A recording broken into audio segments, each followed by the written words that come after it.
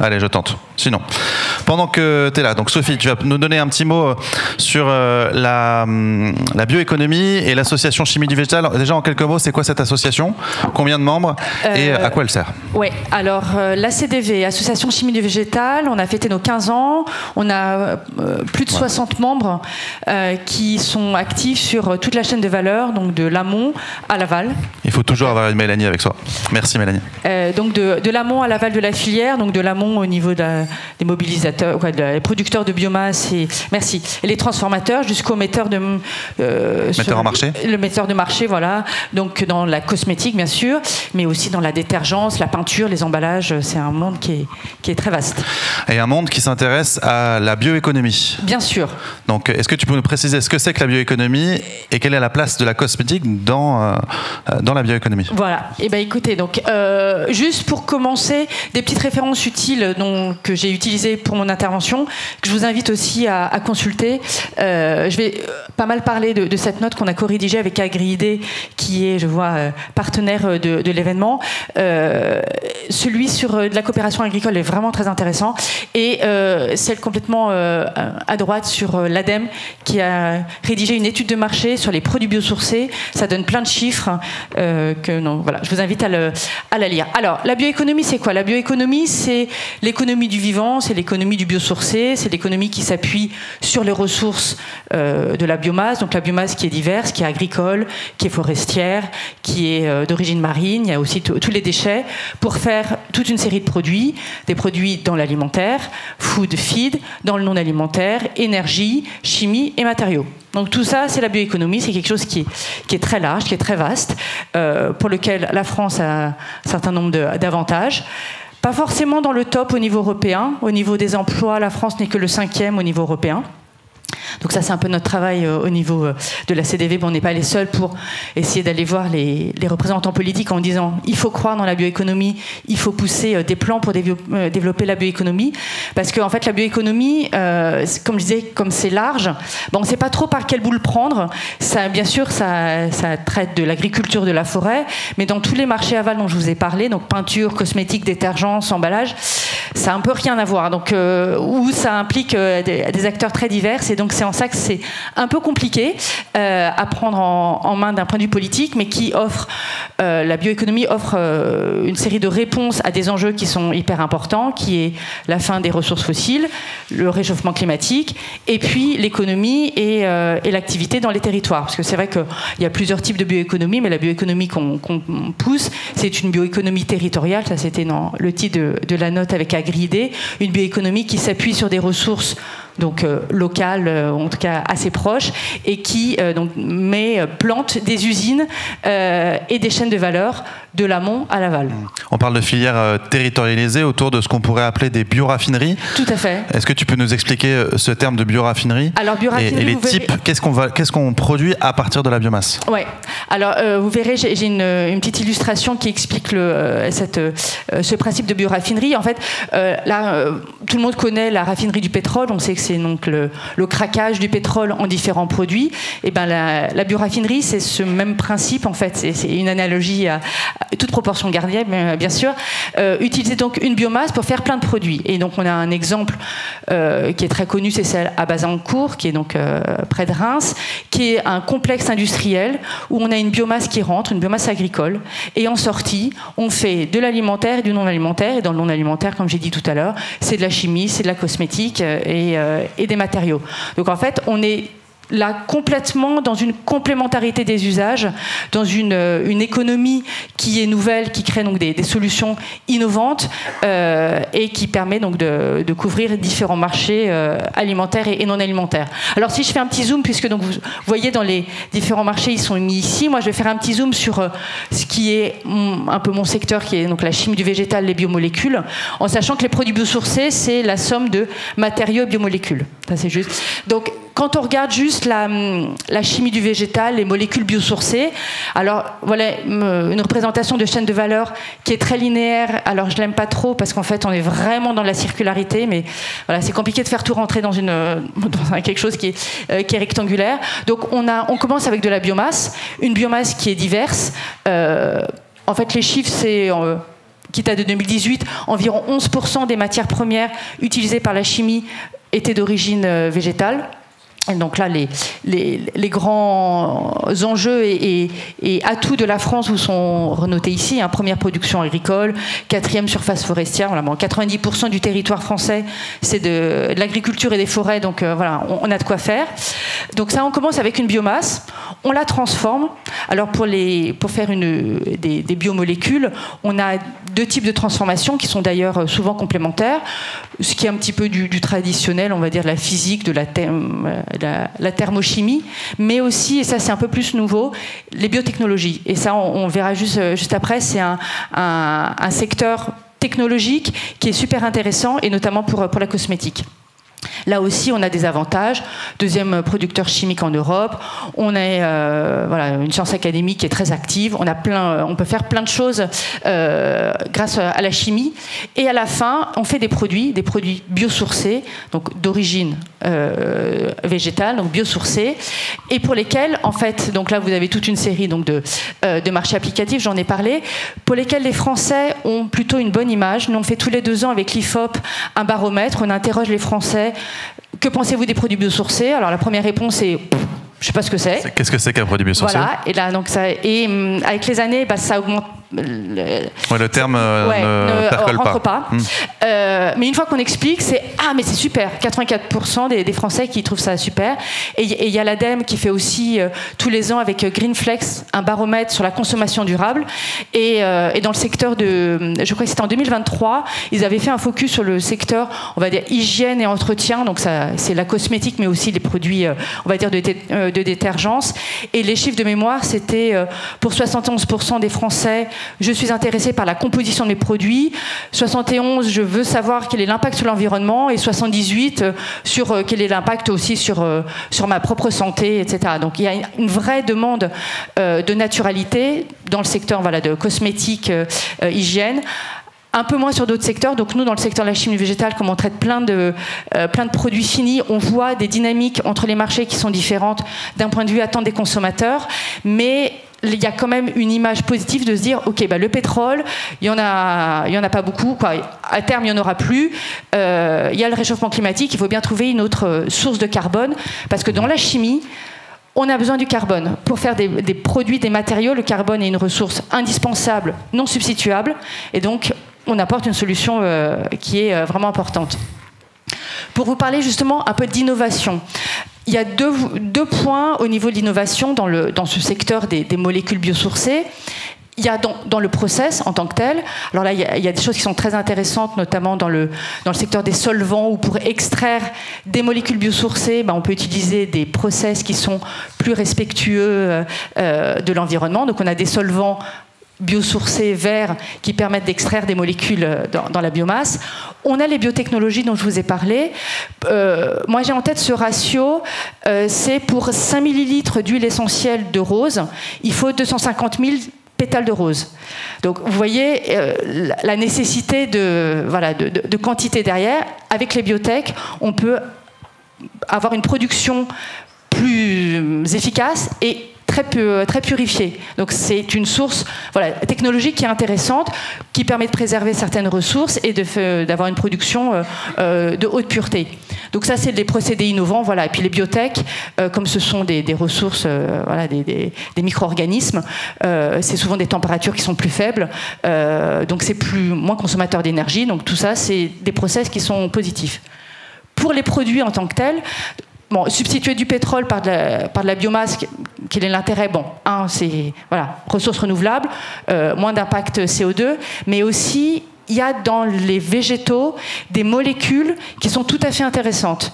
Jusqu'à présent, on était plutôt à prendre le carbone dans ces molécules, complètement les déstructurer pour en refaire des nouvelles et des molécules qui sont équivalentes aux molécules pétrolières. Donc ça, pourquoi on a fait ça jusqu'à présent? C'est du coup, comme les molécules pétrolières, elles sont déjà sur le marché c'est plus simple. On a fait avec ce qu'on connaissait. Voilà, et puis l'accès au marché est facilité, hein, c'est la même molécule, elle est juste produite différemment. C'est déjà un gros beaucoup. Juste. Hein, ouais. voilà, c'est un gros juste. C'est déjà beaucoup. Voilà. Mais c'est peut-être un peu frustrant de se dire que dans les molécules du vivant qui sont très oxygénées, qui sont pour les chimistes des belles molécules, moi j'ai un président qui me parle d'une belle chimie avec les molécules biosourcées, bah, tout l'intérêt c'est d'aller chercher ces molécules, de justement pas trop les dénaturer, déstructurer et d'utiliser tout leur potentiel.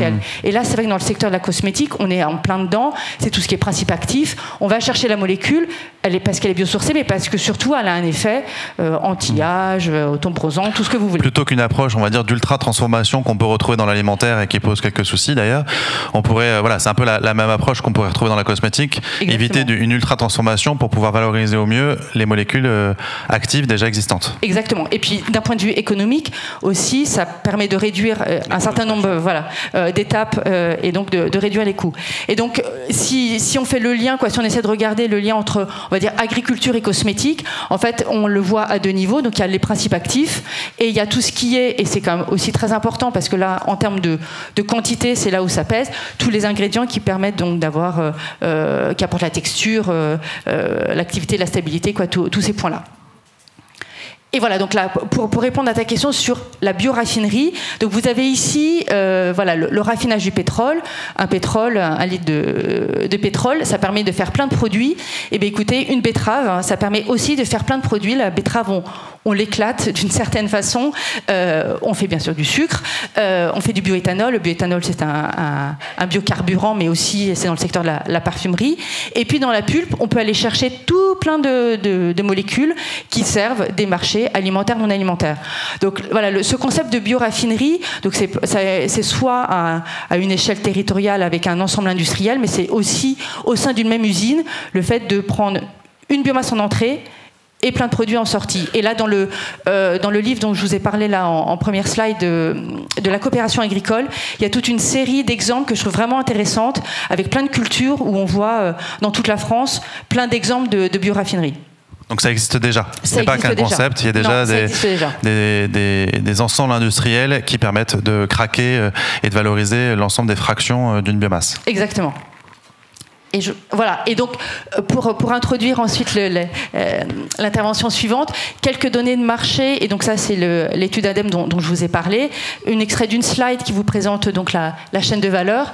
Et sur la gauche, quelques verbatims de cette étude. Donc clairement, la cosmétique, c'est la locomotive pour les produits biosourcés, parce que c'est vrai que c'est générateur de valeur. Ça représente là où on a le plus de biosourcés en quantité. C'est là où c'est dynamique.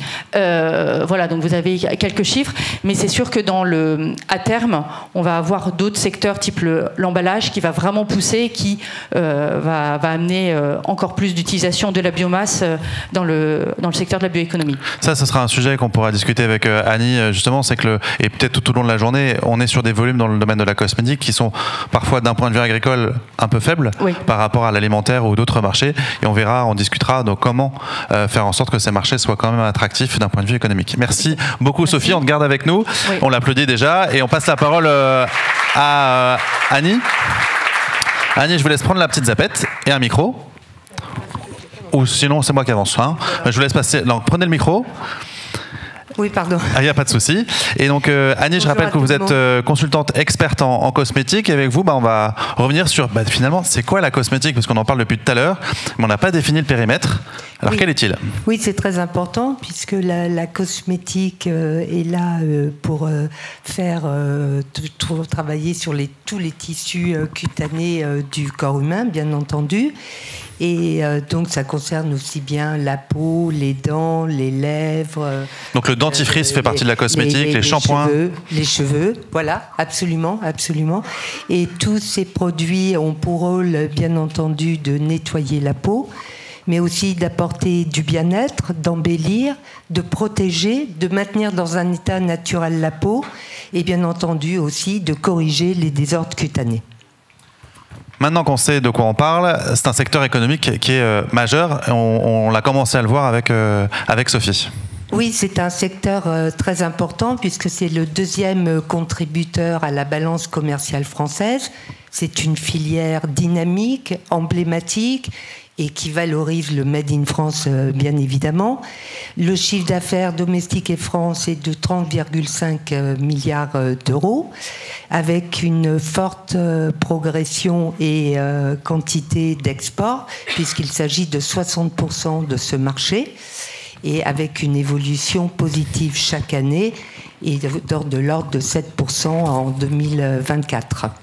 Nous avons 7500 entreprises en cosmétique et cela couvre aussi bien les grandes sociétés françaises comme des L'Oréal, des LVMH ou des Pierre Fabre, mais c'est aussi un tissu très important de TPE et PME innovantes qui sont sur l'ensemble du territoire.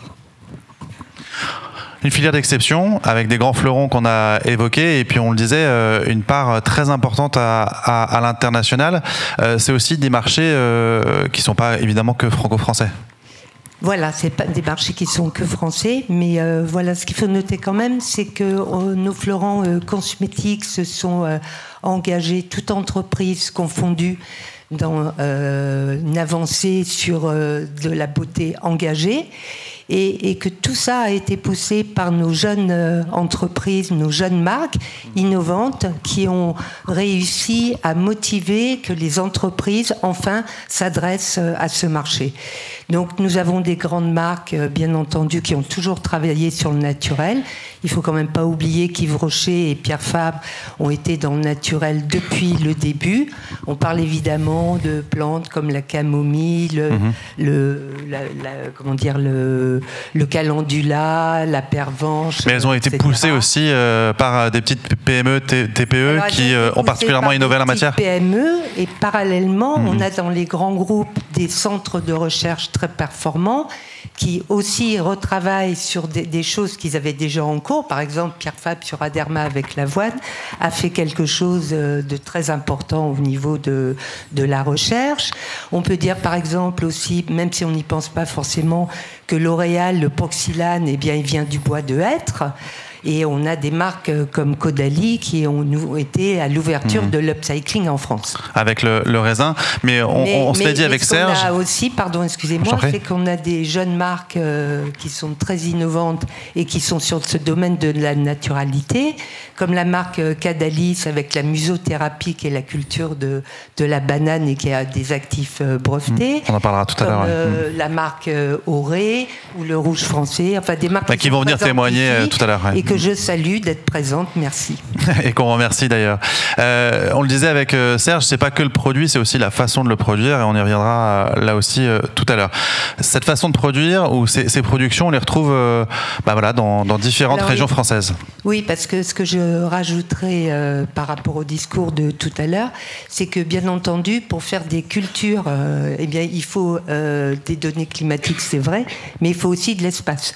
Et c'est pour ça que les cultures sont essentiellement concentrées dans l'Occitanie et la PACA, puisque c'est les régions du sud où il y a le plus d'espace et de climat propice aux cultures. Donc c'est quand même 1200 entreprises sur les 7500 qui produisent des matières agricoles. Donc c'est-à-dire que ce sont des entreprises qui ont intégré directement la production agricole dans leur activité. Voilà. Et souvent, comme en cosmétique, il s'agit de TPE et de PME. Donc voilà. Et aussi, bien sûr, on ne peut pas les dom-tom, voilà. Avec 3,8% des entreprises qui sont situées dans les dom-tom. Ce qui est très significatif.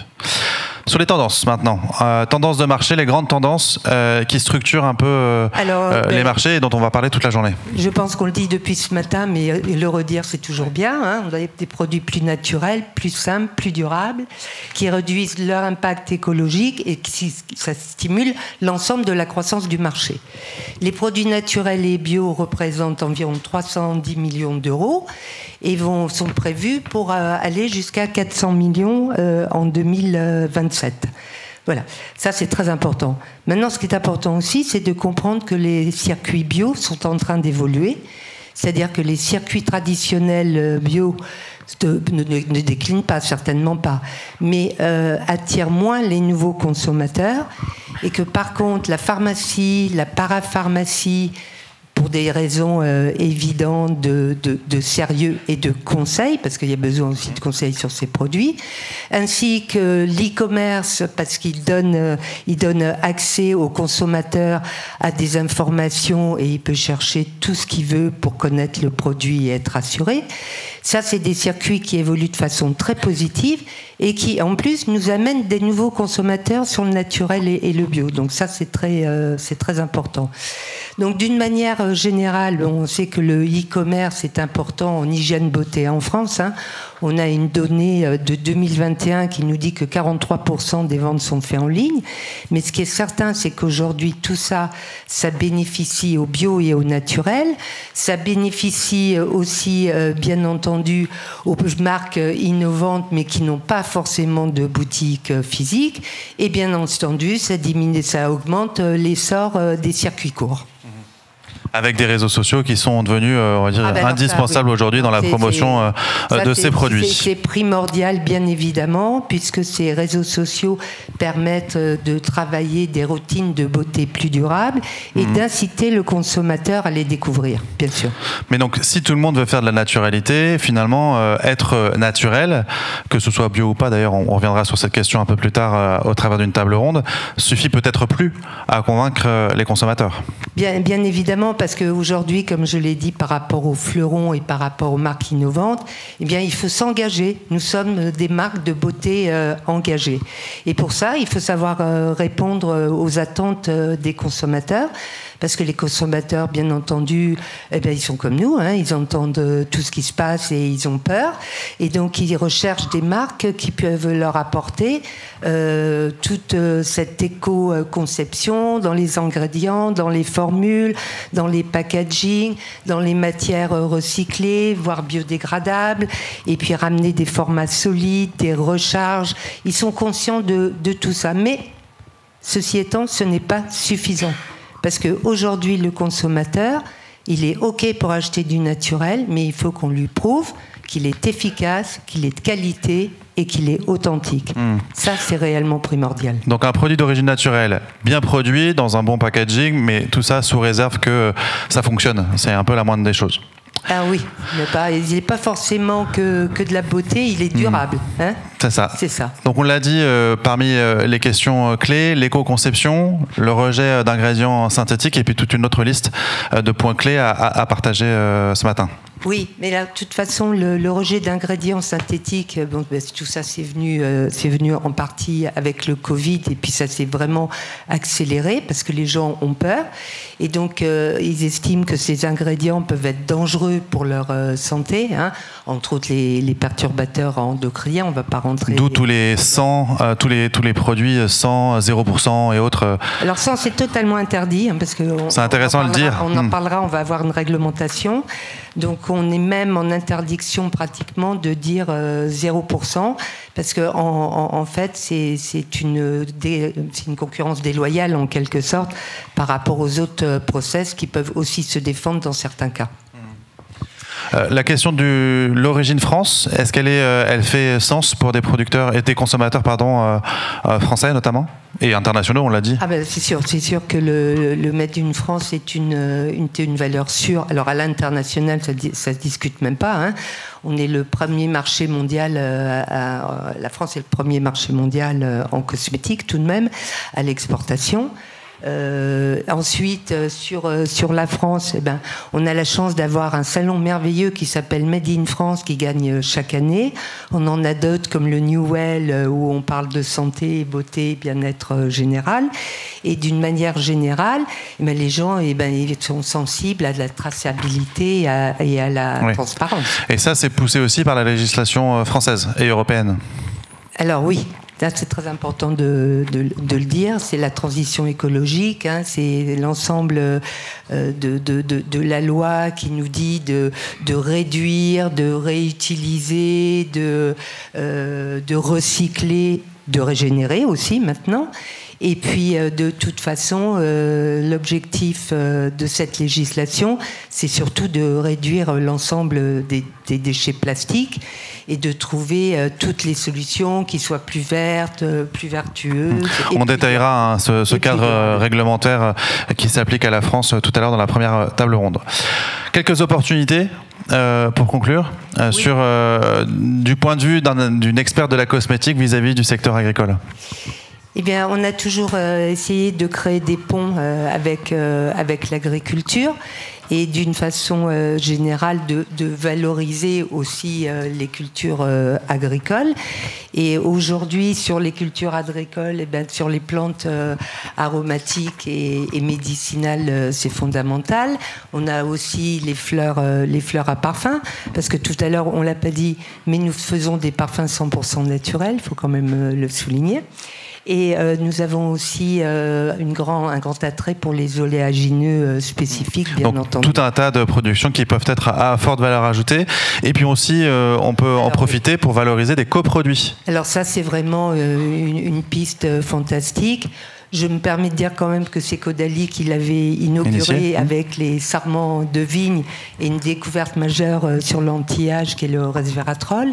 Mais aujourd'hui, effectivement, on utilise tous les déchets en les valorisant en ce qu'on appelle aujourd'hui l'upcycling, puisque surcyclage en français, et qui concerne, par exemple, les noyaux, les pépins, les peaux de raisin, des pommes. Ce qu'il faut avoir en tête sur ces produits-là, c'est que c'est rarement des choses qui sont complètement perdues ou des déchets.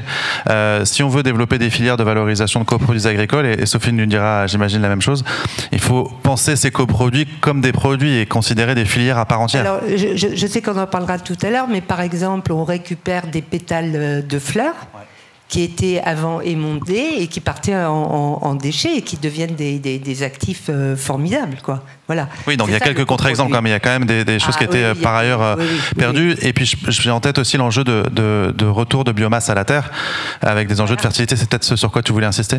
Oui, et de souligner aussi que dans cette partie-là de valorisation des coproduits agricoles, il y a aussi cette problématique de quantité de produits, de mise à disposition. Qualité, exactement, et de qualité dans le temps, parce qu'en fait, un chimiste, il a besoin d'une qualité constante, et donc c'est vrai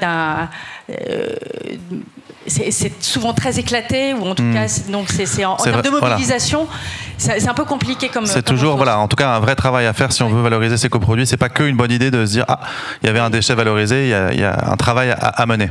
Tout à fait. Ce qui est important aussi, c'est de parler des résidus de distillation, parce que c'est important par rapport à l'eau. Puisque qui dit résidus de distillation dit d'utiliser des eaux de citron, des eaux de fruits, etc., qui vont remplacer l'eau osmosée dans les produits cosmétiques. Et donc ça, c'est vraiment une belle avancée aussi. Dernier point, on imagine aussi développer des cultures innovantes. On parlait de PPM, fleurs à parfum ou oléagineux, ça c'est des choses qu'on connaît bien, mais il y a d'autres filières qu'on peut développer, peut-être à la faveur, entre guillemets, du changement climatique, qui ouvrent de nouvelles perspectives. Oui, et alors je rajouterais que ce qui est très important, c'est de se dire que les cultures qu'on fait en France, on les travaille aussi avec des plantes spécifiques. Et par exemple, tu m'arrêtes si je dis une bêtise, mais sur la lavande qui est produite en PACA, c'est une lavande, il y a des lavandes qui ont vraiment des spécificités. Oui, génétiques qui vont même. Se retrouver à lutter contre des lavandes qui sont produites dans le nord de la France et qui vont être moins bien, ou voire en Hongrie ou Bulgarie. Donc c'est des choses à vraiment mettre avec des profils spécifiques. Toutes les lavandes ne se valent pas, et des profils on va dire de goût chimique, on peut le dire, qui sont particuliers en fonction des zones de production et des variétés. Voilà, tout à fait. Donc avec un enjeu de s'intégrer pour les agriculteurs dans des chaînes de valeur existantes, et réciproquement, c'est-à-dire et pour des acteurs de la cosmétique de venir s'intégrer dans des chaînes de valeur agricoles ou agro-industrielles existantes. C'est un mariage, C'est un mariage entre la qualité et le savoir-faire agricole. Et puis, je me permets de le dire, de conforter l'excellence cosmétique et l'authenticité cosmétique, tout en valorisant les entreprises agricoles et en de plus de s'apporter mutuellement des valeurs, c'est aussi augmenter le marché du bio et du naturel, ce qui est quand même notre but général. Hein. Donc avec différentes modalités de coopération qu'on peut imaginer, du contrat, des coop, une production indépendante et une transformation à la ferme. On aura un exemple avec Beaucharm tout à l'heure, je me permets d'accélérer un tout petit peu, vous me voyez venir. Il n'y a aucun problème. Et puis des exigences du secteur cosmétique, on l'a dit, en termes de qualité. C'est penser une filière à part entière. La qualité et la traçabilité, ça permet d'avoir les mêmes teneurs en principe actif. Donc c'est très, très, très important. Et si on parle de la réglementation, on a une réglementation très sévère en cosmétique où on prémunit quand même le consommateur qu'il n'ait pas d'allergie, etc. Mais ce qui est important, c'est de parler de nos certifications, qu'elles soient agricoles ou cosmétiques d'ailleurs, hein, puisque le label AB est aussi important que pour nous le label Cosmos ou Cosmébio. Et ce qui est à noter, c'est qu'on va vers un écolabel européen. Et ça, c'est quand même une excellente nouvelle. Et ça va être géré par nos sociétés de certification que vous connaissez bien. Avec, là aussi, on y reviendra, un peu d'ordre mis dans certaines allégations environnementales qui ont pu être déployées jusqu'alors. Je reviens vers toi, Sophie, pour insister. Et merci beaucoup, Annie, mais restez avec nous sur scène, entre guillemets, sur notre petite scène.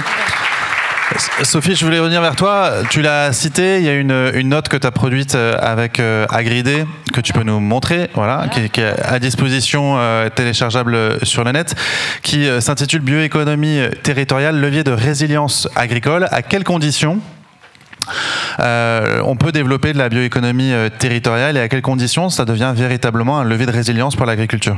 Oui, alors c'est vrai qu'on a essayé d'identifier tous les leviers et verrous pour développer cette bioéconomie territoriale et vous le voyez, il y en a comme un certain nombre.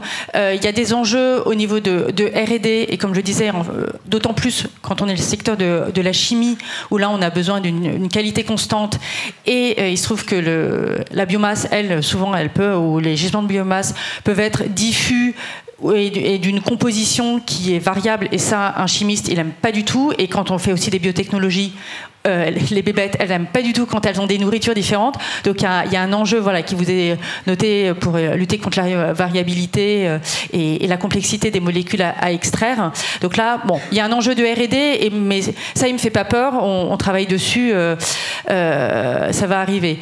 Ce qui est d'un point de vue industriel, alors c'est sûr que quand on traite et on souhaite fabriquer des grandes quantités, on a cet enjeu donc de planification des ressources et c'est vrai que quand on passe de la biomasse, quand on switch par rapport à du pétrole, le pétrole c'est un stock, là on passe à du flux quand on est dans la biomasse et ça pareil pour un industriel, c'est un changement voilà. Oui, organisationnel et stratégique assez fort. Ouais. Et donc là c'est thématique d'approche sont quand même à réfléchir et aussi on est vraiment dans c'est un triptyque techno, biomasse et marché et d'où l'importance là du territorial. Donc besoin de R&D, enjeu industriel mais il y a aussi un enjeu on va dire très agricole. Exactement, c'est vrai qu'au niveau de la biomasse, c'est là quand on est vraiment bioéconomie, donc c'est-à-dire tous les secteurs et tous les marchés.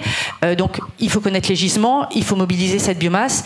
Et il est vrai que par rapport à actuellement nos ressources, elles sont quand même relativement concentrées, que ce soit en agricole ou en forêt, sur un certain nombre de cultures ou d'essences. Et donc c'est vrai que si on veut essayer de se diversifier, il va falloir aller vers cette diversification en intégrant ce que disait Serge en introduction, ce réchauffement climatique et donc l'accompagnement aussi technique et stratégique des agriculteurs. Et le dernier point est vraiment important pour moi. Alors là, c'est vrai que je suis ingénieur agronome, mais j'ai travaillé dans le monde agricole, donc ce côté rémunération et création de valeur me semble vraiment très important pour les agriculteurs. L'idée est de créer des filières et que cette juste répartition des valeurs, elle arrive à l'amont et que ça ne soit pas que l'aval qui... On l'a dit surtout que quand on regarde l'impact environnemental et tout se concentre à l'amont. Donc finalement, on peut considérer que l'amont a les clés de la création de valeur, pas forcément les clés de sa valorisation. Et donc il y a un enjeu de partage et de collaboration et de coopération pour tendre vers une répartition de la valeur qui soit la plus juste possible. Merci beaucoup. Un dernier mot. Et dernier point, d'un point de vue réglementaire, il y a aussi beaucoup de travail à faire parce que entre secteurs, il y a un manque de cohérence. Il y a aussi des exigences dans la cosmétique, par exemple très vegan, qui empêchent, par exemple, l'utilisation de coproduits comme les membranes de coquilles d'œufs. C'est comme bon, voilà. Donc il y a tout ce travail. Quelques verrous réglementaires à faire lever. Il y a peut-être là des collaborations en termes de lobbying aussi qui peuvent émerger grâce à Cosmagri Agribusiness aujourd'hui. Exactement. Merci beaucoup à toutes les deux pour cette large introduction.